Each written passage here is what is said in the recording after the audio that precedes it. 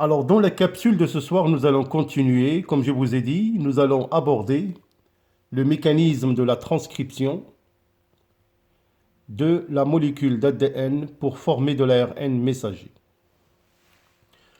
Alors, bien évidemment, ce mécanisme, il a lieu dans le noyau. La transformation, ou plutôt dans le noyau, la transcription et le mécanisme par lequel l'ARN messager, l'acide ribonucléique, est synthétisé. Cette synthèse se réalise à partir de l'un des deux brins d'ADN appelé brin transcrit, le 3', 5'. L'autre brin d'ADN non transcrit correspond au gène. Sous l'action d'un complexe enzymatique, qui est la RN polymérase, la molécule d'ADN s'ouvre et par complémentarité de base, les ribonucléiques libres s'associent en une séquence complémentaire du brin d'ADN transcrit. Au niveau de l'ARN, la thymine est remplacée par l'uracile. La synthèse d'une molécule monobrin d'ARN nécessite de l'énergie. Alors donc, par une animation, nous allons voir tous ensemble, voir de près, ce processus de la transcription.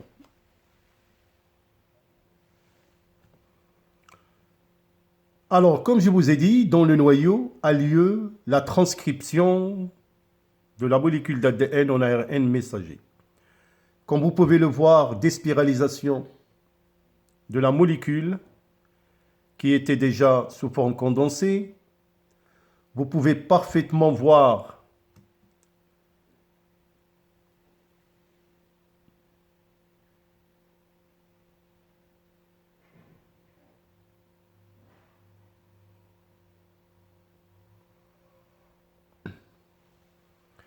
une molécule d'ARN polymérase qui vient venir se fixer sur la molécule et précisément au niveau du brin transcrit. Cette opération permet de copier l'information génétique de l'ADN sous forme d'une molécule d'ARN messager. Cette étape, comme j'ai dit, est appelée la transcription. Alors vous pouvez parfaitement voir les nucléotides qui sont libres. On peut parfaitement voir aussi que la thymine est remplacée par l'uracile. Donc c'est un mécanisme qui est très complexe, qui nécessite un arsenal enzymatique important. Formation de l'ARN messager. Et comme je vous ai dit, c'est un ARN qui n'est pas mature parce qu'il est formé par des exons et des introns. On va éliminer, comme vous pouvez voir, les introns et on conserve que les exons. Et une fois l'ARN messager devient mature, il peut quitter le nucléoplasme, c'est-à-dire l'intérieur du noyau, en passant par les pores nucléaires pour aller dans le cytoplasme où il sera traduit par les ribosomes que vous pouvez voir maintenant. Bien sûr, nous verrons ce mécanisme par la suite. Les ribosomes vont traduire les codons. Il y a l'intervention des ARN de transfert qui contiennent des anticodons qui correspondent à l'acide aminé correspondant, qui vont venir bien évidemment se placer au fur et à mesure.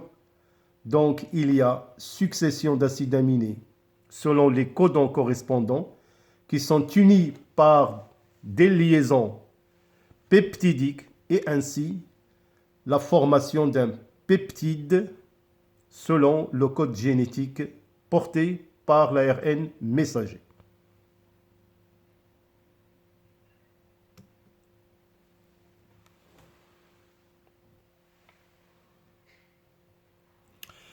Alors donc, après la phase de la transcription de la molécule d'ADN, vient bien évidemment la phase de la traduction.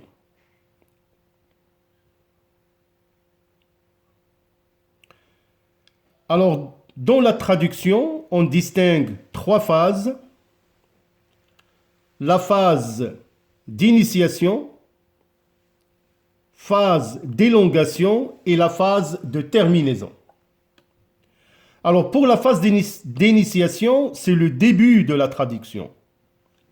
Nous allons voir tout cela dans une animation. Une petite sous-unité ribosomale prend place sur l'ARN messager au niveau du codon d'initiation appelé AUG.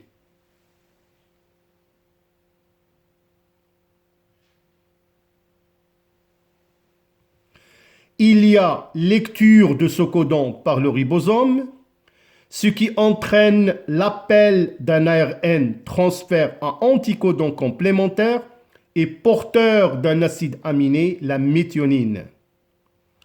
Cet ARN se fixe sur le site P du ribosome. La grande sous-unité ribosomale s'associe à la petite sous-unité au niveau de l'ARN messager. La phase d'élongation. La lecture du deuxième codon de l'ARN messager fait venir un deuxième ARN transfert à anticodon complémentaire et porteur d'un deuxième acide aminé bien déterminé par le code génétique. Fixation de cet ARN transfert sur le site A. Une liaison peptidique s'établit entre le premier et le deuxième acide aminé. Le premier ARN transfert est libéré dans le cytoplasme. Le ribosome se déplace alors sur l'ARN messager au niveau d'un troisième codon. La lecture de l'ARN messager recommence. Il y a appel du troisième ARN transfert et mise en place d'un troisième acide aminé. Le polypeptide à trois acides aminés ainsi formés peut continuer à s'allonger par la mise en place d'autres acides aminés grâce à la répétition des mêmes événements, c'est-à-dire association codon-anticodon, formation de liaisons peptidiques entre deux acides aminés par l'utilisation de l'énergie et la translocation. Alors enfin, phase de terminaison. C'est la fin de la traduction qui se produit lorsque le ribosome passe par un codon stop ou bien codon d'arrêt.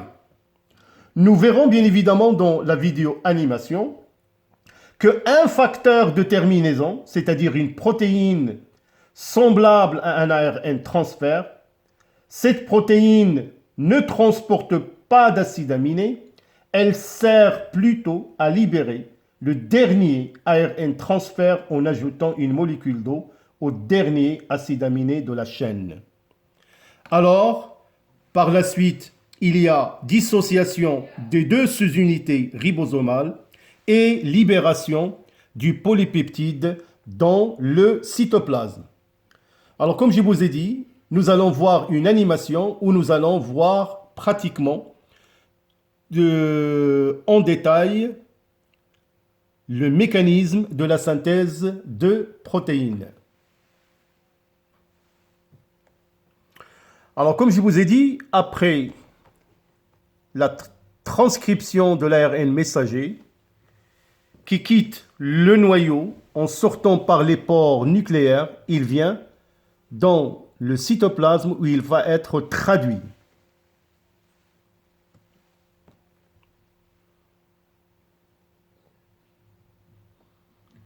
Alors donc, comme vous pouvez voir, la petite sous-unité de l'ARN ribosomal et la grande sous-unité s'unissent pour procéder à la lecture de l'ARN messager.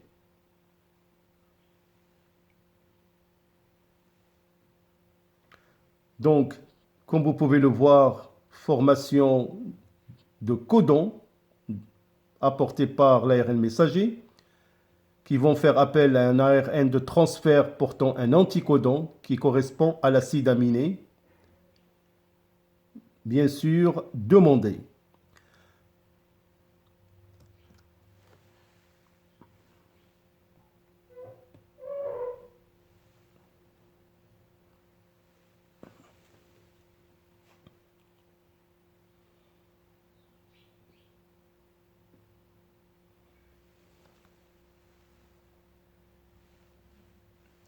Alors, comme j'ai dit, le premier codon, toujours au niveau de l'ARN messager, c'est toujours le codon AUG qui va correspondre à l'acide aminé méthionine. Par la suite, déplacement de l'ARN messager pour laisser place au deuxième ARN transfert porteur d'un acide aminé. Donc, nous allons voir que entre ces deux acides aminés va s'établir une liaison peptidique.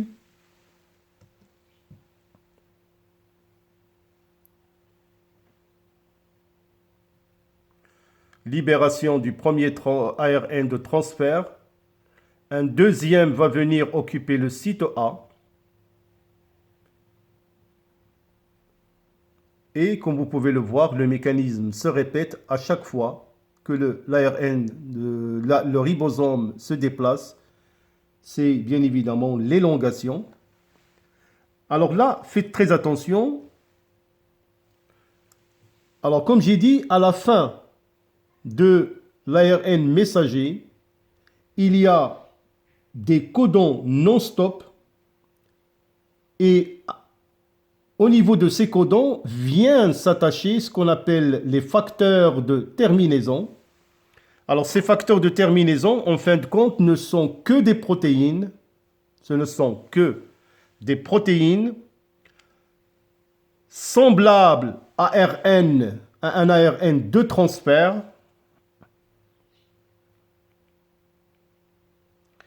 Alors, cette protéine, comme vous pouvez le remarquer, ne transporte pas d'acide aminé. Alors, son rôle seulement, elle sert à libérer l'ARN, le dernier ARN transfert. En ajoutant, bien évidemment, une molécule d'eau, et ainsi, la phase de terminaison et le polypeptide est synthétisé.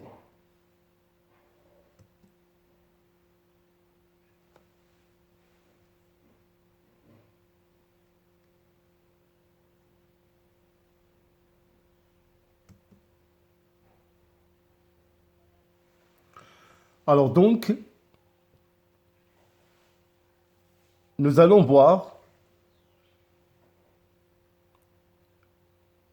un petit résumé concernant la transcription et la synthèse des protéines.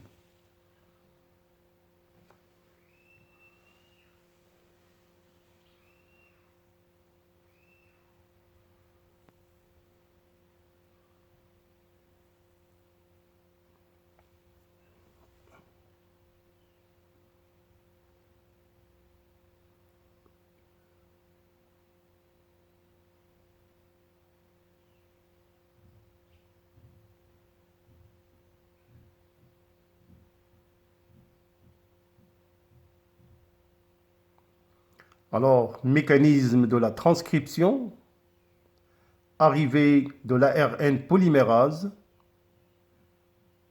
qui va commencer par transcrire le brin transcrit, le 3', 5'.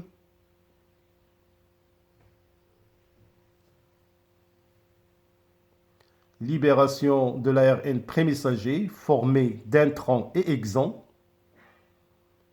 va subir un épissage, c'est-à-dire une maturation, avant de passer dans le cytoplasme de la cellule.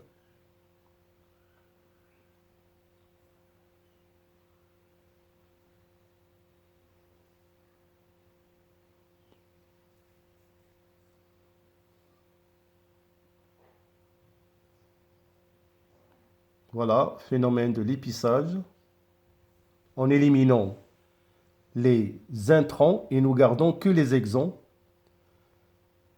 L'ARN messager passe dans le cytoplasme où il sera traduit, intervention des ribosomes et de l'ARN de transfert, c'est la traduction.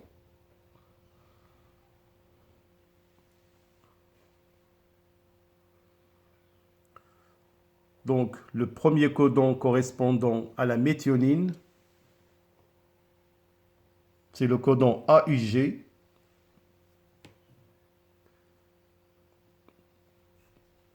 La grande sous-unité se joint à la petite sous-unité.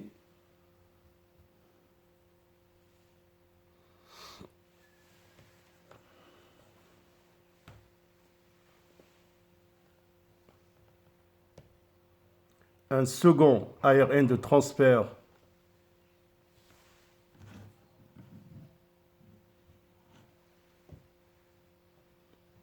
vient au niveau du site P, une liaison peptidique entre les deux acides aminés.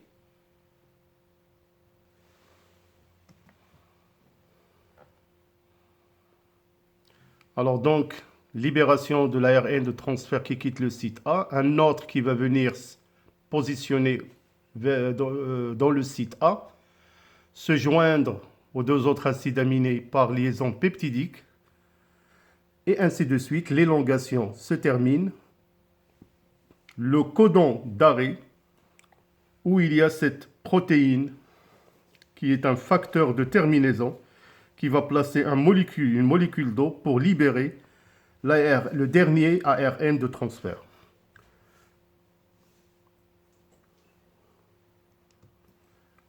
Et c'est ainsi que se synthétise le polypeptide, qui sera par la suite bien évidemment traité au niveau d'un organite appelé l'appareil de Golgi, avant de commencer, c'est-à-dire son rôle pour lequel il a été synthétisé. Alors voilà mes chers élèves, donc je crois qu'avec cette capsule, nous avons déjà terminé la première grande partie du chapitre de l'information génétique et son mode d'expression.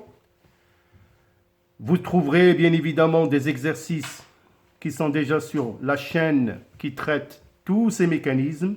Vous n'allez qu'à les visualiser. Nous allons dans un deuxième temps aborder la deuxième grande partie de ce chapitre qui est la transmission des caractères héréditaires et l'application des lois mendéliennes.